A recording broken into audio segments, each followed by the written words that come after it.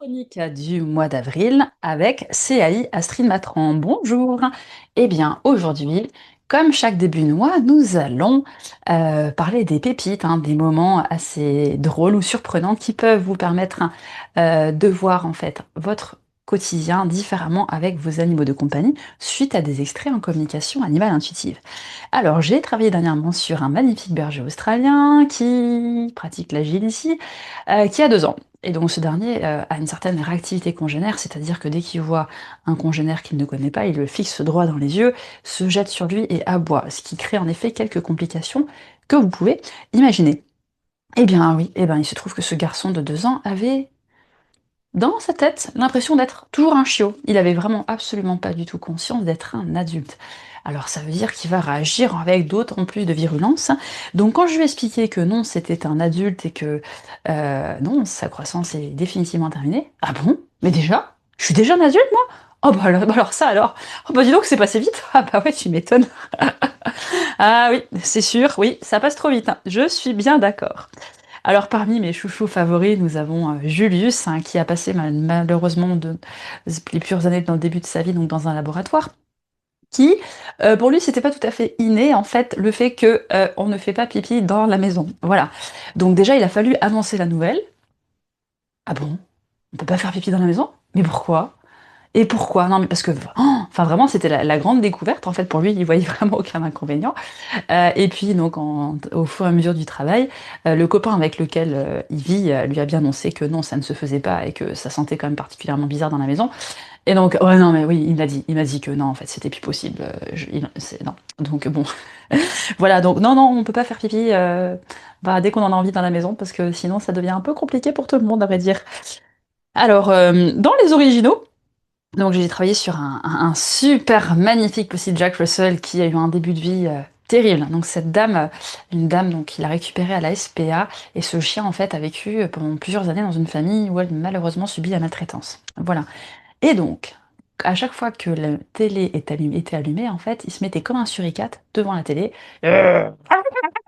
Voilà, donc dès qu'il y avait des bruits d'animaux en fait ou la télé allumée, il devenait complètement très très perturbé. Et donc pour la simple raison qu'en fait il associait la télévision avec les coups qui allaient bientôt tomber, puisque malheureusement les enfants aussi de la famille se faisaient aussi maltraiter. Donc c'était tout un ensemble de choses qu'il fallait lui expliquer que les animaux n'allaient pas sortir de la télévision non plus pour lui faire du mal, enfin tout plein de trucs. Et donc, et maintenant, eh bien, il arrive à quasiment, bon, ça l'agace quand même, tous ces bruits de télévision, mais sa propriétaire peut de nouveau regarder ses programmes séries télévisées, puisque jusqu'à présent, c'était impossible, tellement il faisait El Cantador devant la télévision. Et puis nous avons notre Pachi, notre magnifique chat basque, qui a décidé du jour au lendemain de quitter la maison, puisque depuis qu'un chaton est arrivé dans la maison, une magnifique petite boule de poil d'1 mois et demi, donc un travail a été fait pour qu'il reprenne sa place au sein du foyer. Et sa propriétaire était tellement désemparée à un moment donné où il rentrait plus à la maison le soir, il partait, il venait plus.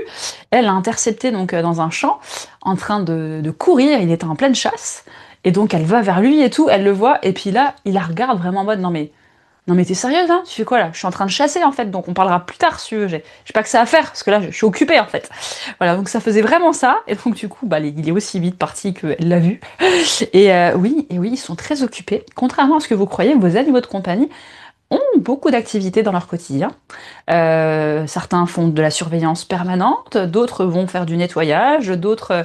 non, mais ils sont très très occupés, les animaux. Faut pas croire, être un animal de compagnie, pour certains, c'est un job à part entière du matin au soir, surtout pour supporter les humains que nous sommes. Parfois, oui, je peux éventuellement facilement le comprendre. Et puis alors, on a ceux qui se réjouissent de la séparation de leur de leur propriétaire. Alors ça, c'est pas mal. Donc, un jeune, un magnifique chat aux Canaries qui s'était mis à faire pipi partout dans la maison. Donc, il y avait multifactoriel, plein de raisons. Et puis, il était bien content surtout de savoir que le copain de sa propriétaire n'allait pas revenir parce que voilà, il n'était pas gentil avec elle. Donc, c'était plutôt une bonne décision qu'elle avait prise et il en était très content. Donc voilà, ils peuvent aussi donner des très bons conseils amoureux en fonction de leur perspective. Il avait bien compris que lorsqu'il était là, il se disputait en permanence, donc ça matchait pas vraiment. Donc il se réjouissait de rester l'homme de la maison. Voilà. Aussi, dans ce cas-là. Alors notre Julius, hein, qui découvre la vie après toutes ces années passées en laboratoire, sa propriétaire donc le sensibilise petit à petit au harnais. Sauf que jusqu'à présent, donc j'ai profité d'une séance sur un travail particulier justement pour évoquer le sujet. Et en fait, il se demandait ce que c'était que ce truc. Le harnais là, mais à quoi ça sert? C'est quoi ce machin? Je comprends pas. Donc quand on lui a expliqué que c'était pour découvrir le monde extérieur et voilà, aller en promenade, etc. Oh, il a trouvé ça génial. Voilà. Mais le harnais, sinon, c'est quoi ce truc? Ça sert à quoi? Et pourquoi? Et comment? Franchement, je comprends pas à quoi ça sert. Et alors après? Dans les chats qui découvrent des envahisseurs à quatre pattes qui se nomment des bébés, alors là, alerte, alerte rouge. Alors là, il y a Lilia, une magnifique demoiselle aussi avec son beau cou là, qui n'a vraisemblablement pas du tout apprécié le passage de d'un bébé dans la famille. C'était la première fois qu'elle en voyait un. Toute l'attention n'était plus du tout sur elle, donc ça n'allait plus du tout. Elle en a été même à mordre son propriétaire pour lui manifester son mécontentement, puisque elle ne se sentait pas à sa place, etc., etc. Et alors, il va revenir? Non, parce que il fait du bruit et tout. Non, mais j'aime pas du tout, ça va pas, hein. Il prend toute la place. Non, mais là, c'est quoi c'est quoi en fait? C'est quoi? C'est un bébé, mais c'est quoi ça? Et ça revient? Non, mais il revient bientôt, il revient quand? Ah non, parce que. Non, non, moi je veux pas envie qu'il revienne, hein. Ah bon, ah ça va mieux. Ah d'accord. Ah, ah non, parce que là. Donc voilà, c'est un peu l'impression que qu'a fait le bébé d'une dizaine de mois, le grand bébé quand même, hein, auprès de cette chatte qui vraisemblablement n'avait jamais rencontré un bébé et qui a vécu l'expérience d'une façon pas très agréable. Voilà, donc ils découvrent aussi leur monde. Et puis alors parfois il y a des animaux qui, dans certains cas, ça peut arriver, ils prennent la maladie de leur propriétaire entre guillemets, et donc notamment donc se revenir sur ce chat aux Canaries qui en fait avait décidé de prendre l'asthme de sa maîtresse. Voilà, donc un couplé en plus à beaucoup de stress, donc du coup ça faisait monter les choses. Et j'expliquais, mais en fait c'est pas le bon plan ton truc. Mais pourquoi? Bah en fait t'es traumatisé d'aller voir le vétérinaire, donc c'est plus facile de l'amener elle chez le médecin pour la traiter que toi chez le vétérinaire. Oh, mais j'ai pas du tout pensé à ça. Ah bah oui, donc arrête en fait, ça sert à rien, à part te faire du mal. Honnêtement, laisse-la vivre sa pathologie, laisse-la vivre sa vie, expérimenter, et c'est ok en fait, va pas te rajouter ça par-dessus. Euh, Vraiment, c'est franchement pas du tout nécessaire.